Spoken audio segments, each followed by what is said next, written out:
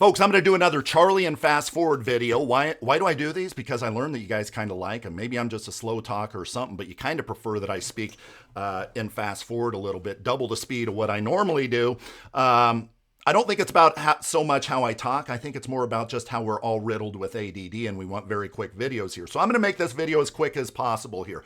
I'm going to introduce you to a couple of volatility control concepts here. Number one is this, is standard deviation. You know, if we know that the S&P 500 over time went up, say, 10% over the last 80 years on average, it doesn't go up like that every single year, right? No, the market goes up like that. The market has something called volatility. And what is volatility measured by? Volatility is measured by the standard deviation, which is effectively, to simplify, the average deviation from the mean, from the average return, right? So for instance, let's say this average return is 10, this is simplification, but let's say it's 10% over the last 80 years.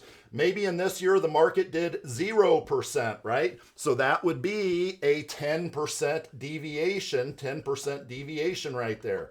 10% deviation. Let's say that year the market went up 20%. That would also be a 10% deviation from the mean here, right? Now the S&P 500 over the long run has actually had a higher average of all of these. You average out the deviations from the average over the long run. To simplify, that gets you your standard deviation. Over the long run, the S&P 500 has been like 20 or so. Now, that brings us to our volatility control strategies. Our volatility control strategies were introduced with this notion of, hey, what happens if instead of a 20 standard deviation on the traditional S&P 500, what if this index, created by an investment bank, what if this index only had a standard deviation of, say, 5? So you see those volatility control indices, what the XYZ index 5% or the XYZ index 7%. An XYZ index of 5%, that's a standard deviation of 5. That has a quarter of the volatility as the S&P 500. Now, I'm going to talk about volatility control strategies and how sometimes it can be more sizzle than steak. I'm going to talk about that in a bit. But here's something real quick that the money managers that created these indexes will say. They'll say, hey, on a risk-adjusted basis, which is measured by the Sharpe ratio, going to educate you guys on some more economic or investment-related stuff. The Sharpe ratio, if you take the risk-free rate of return, or actually, let's say that over time the stock market has averaged 13%. Let's keep the math simple. So over time, the S&P 500 has averaged 13%. But that S&P 500 has had volatility. You've had to participate in that volatility, right? What's that volatility called? The standard deviation, right? We'll get to that in a bit. Well, this formula called the Sharpe ratio, if you took what your investment did and subtract the risk-free rate of return that has no volatility, you will have an excess return number here, right? So let's say 90-day treasury bills, no risk, no volatility. Let's say it's 3%. So you subtract 13 or 3 from 13 and that's 10%, right?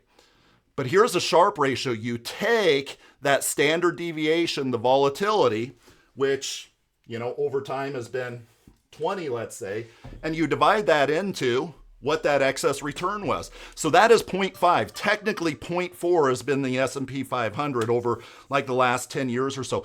But that is a Sharpe ratio right here. You have 10% up there divided by 20, that's 0.5. That tells us for every unit of risk that you're bringing on, that you're getting half a unit of return. So what the money managers will say is, hey, our goal with this risk-adjusted return thing is to create an index that has the highest, not 0.5, but maybe 0.6 or maybe 0.7 or something. And a big part of that is bringing down this volatility to maybe 5, for instance, bringing down the volatility to maybe 5. To me, all of this math is screwed up once you house it within an indexed annuity or an indexed universal life contract. All this math is completely screwed up. Yes, the underlying index, this may be true. The underlying index itself, let me demonstrate actually.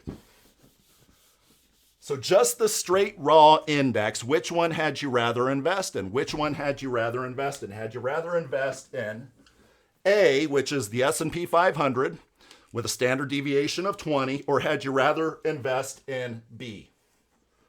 I'll tell you, many people near retirement had rather invest in B. And I'm not talking about index annuities or IUL or anything, just the pure index. Why would they rather invest in B? Because the valleys are not as deep as what you have over here. Yes, the peaks are not as high as what you have over here, but people don't want to lose 20%. But now when I ask the question in a different way, the answer is different. I'll ask myself the question, Charlie, when you take these indexes and house them within an indexed annuity, whereas 0 is the lowest that you can go, whereas 0 is the lowest that you can go, all else being equal, which one had you rather have as your index, all else being equal, which it's not, which one would you rather have as your index within that indexed annuity? The one with the highest peaks. The valley is the valley, regardless of which index is used. The one with the highest peaks is the one that I would choose, which is option, it's freaking A. It's option freaking A versus option B, right? I want that volatility. Volatility is kind of your friend within index annuities. But again, those folks that create these indexes will say, well, on a risk-adjusted basis, we can squeeze more out of this over here. The math is completely screwed up because that doesn't have a standard deviation of 5. This doesn't have a standard deviation of 20 when you house it within the indexed annuity. Now, these things were created because the carriers can now say, hey, but look at this. This is an S&P 500, no volatility control.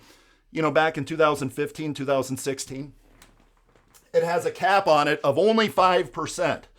But hey, we're innovative, and what we did, we the carrier, back in 2015, 16, is we're going to provide you with this, I'll exaggerate the scenario, this S&P 500 volatility controlled strategy over here, and maybe they whisper the volatility control part under their breath, right? This is an S&P 500 strategy. It has no cap, and it has a 200% participation rate.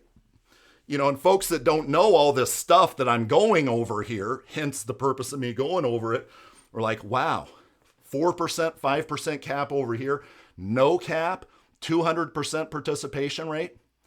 A lot of it is marketing obfuscation, as I call it over here. Now, I think I've demonstrated that the volatility control indexes, they have their place. That first, little couple lines that I drew, just the index, yeah, many people would prefer the volatility control versus that over there. But it gets all screwy with it when it's within a indexed annuity. Now, which one's going to do better over time?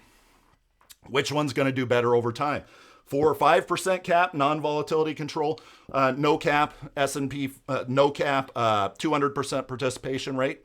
I believe that if call option markets are efficient, because that's what determines the participation rates. That's what determines the caps, is that call option, the price of the call option when the carrier goes to buy those call options.